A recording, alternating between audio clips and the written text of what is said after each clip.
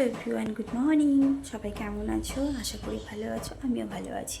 তো আজকে তো শিবরাত্রি, তাই সকালে উঠে যা টুকটাক কাজ ছিল করে স্নান করে একটু রান্না করার জন্য চলে এলাম। আজকে একদম সিম্পলি রান্না হবে, কেননা আজকে তো উপোস আছি আমি, আমার শাশুড়ি মা আর দিদিভাই। খাওয়ার মধ্যে খাবে হচ্ছে আমার মেয়ে, ভাগ্নে আর বাবা। তো এই জন্য আমার বড় আজকে উপোস আছে, যার জন্য সেরকম কিছু রান্না করবো না, শর্টকাট কিছু একটু রান্না করবো। তাই সঙ্গে থাকো, দেখতে থাকো। আর কে কে শিবরাত্রি করছো অবশ্যই কমেন্টে জানাবে। দেখো ফ্রেন্ডস, এখানে আমি যেহেতু আজকে হাড্ডি ছাড়া মাংস করবো, ভেজ সোয়াবিন করবো, যার জন্য আমি এখানে নিচ্ছি আলুটা ভেজে। আমাদের বাড়িতে আলু মোটামুটি ভালোই খাওয়া হয়, কেননা আমার মেয়ে শুধু আলু খাবে, আর ভাগ্নে আছে, ও শুধু আলু খুঁজবে।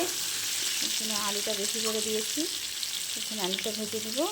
এখানে ভাত বসিয়ে দিয়েছি, সোয়াবিনের জন্য আলুটা ভেজে নিয়েছি, এখানে সোয়াবিনটাও ভেজে নিচ্ছি।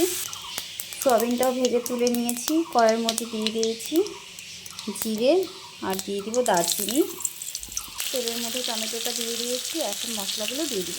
এর মধ্যে আদা বাটা, জিরে বাটা আছে, আর লঙ্কা বাটা, তো একসঙ্গে দিয়ে দিয়েছি। সব ভালো করে কষিয়ে নেব।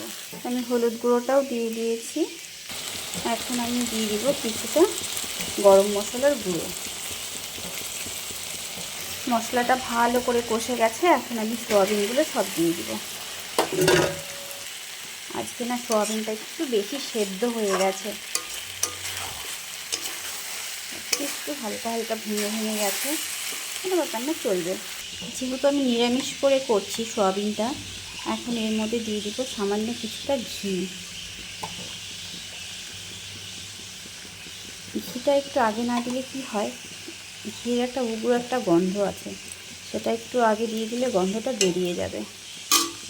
আমি এখন জল দিয়ে দিয়েছি, ভালো করে ফুটে গেলে নামিয়ে দেব। দেখো ফ্রেন্ডস, সোয়াবিনটা হয়ে গেছে, আমি নামিয়ে নিয়েছি। এখন আমি ডাল বেটে নিয়েছি, ডালের বড়া করব। দু রকমের, একটা আলু দিয়ে হবে, একটা এমনিতেই শুধু ডালের বড়া হবে, যার জন্য দিয়ে দিয়েছি 2 জায়গায় চিনি। এখন দিয়ে দিব স্বাদ অনুযায়ী নুন,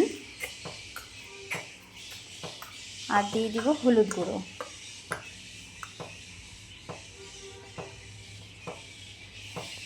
দেখো ফ্রেন্ডস, আমি বড়াগুলো সব দিয়ে দিয়েছি কড়ার মধ্যে। এটা শুধু ডালেরটা হচ্ছে, আলু দিয়ে যেটা করব এটা ভেজে নিয়ে তারপর ওটা করব। এখন আমি দিয়ে দিয়েছি যেটা আলু দিয়ে গ্রেট করে ডালটা মেখে নিয়েছিলাম, ওটা। এই বড়াটা ভেজে নিব, আর এই বড়াগুলো আমার ভাজা হয়ে গেছে। দেখো ফ্রেন্ডস, এখন মেয়ের জন্য খাবার করে নিচ্ছি। এটার মধ্যে দিয়ে দিয়েছি সোয়াবিন সেদ্ধ করে রেখেছিলাম। এই সেদ্ধ করা সোয়াবিনটা হাত দিয়ে একটু চটকে ভেঙে নিয়েছি, এটা ভালো করে ভেজে নেব।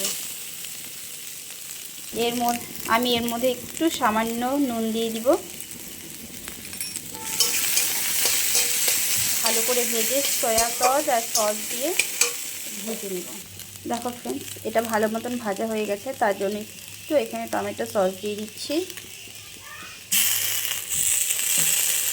আর দিয়ে দিব একটুখানি সয়া সস।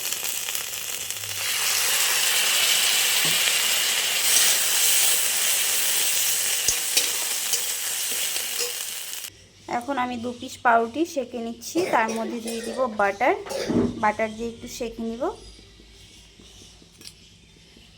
দেখো ফ্রেন্ডস, আমার রান্না পুরোপুরি কমপ্লিট হয়ে গেছে। এখানে হয়ে গেছে সোয়াবিন, এখানে ভেজে নিয়েছি ডালের বড়া, আলুর বড়া, আর এখানে মেয়ের জন্য করে নিয়েছি দেখো স্যান্ডউইচ। বাচ্চাদের জন্য কত কিছুই না করতে হয়।